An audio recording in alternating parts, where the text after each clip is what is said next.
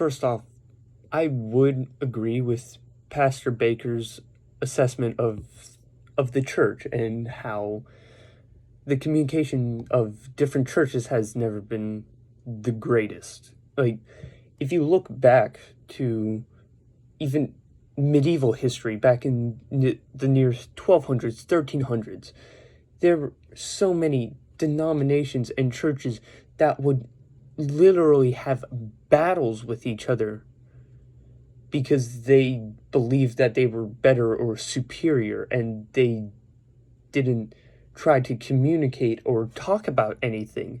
There were literal wars waged because they couldn't agree on things, and they couldn't talk about things because they hated each other so much, and they hated talking to each other.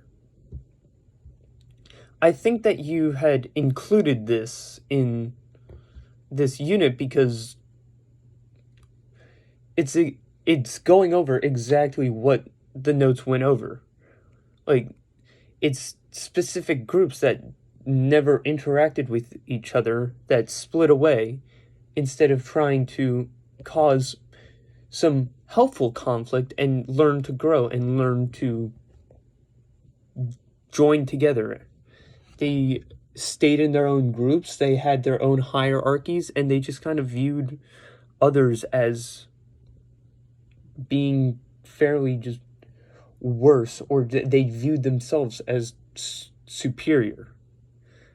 And if I could change one thing about the communication of the church, is I think it would be best if if the church put their message out more, like, and change the message a little, because it feels like it doesn't feel very welcoming, and it doesn't feel like the church has any presence outside of the location the church is at.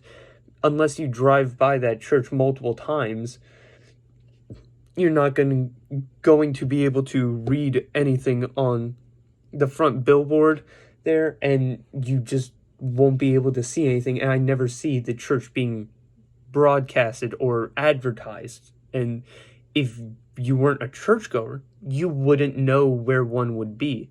And welcoming wise, it always feels like groups tend to be very hostile towards new people. And I know from viewing people after church that if there's a new person that I've never seen there before, they're at church and then they leave immediately. They never talk to anyone, or they never interact with anyone.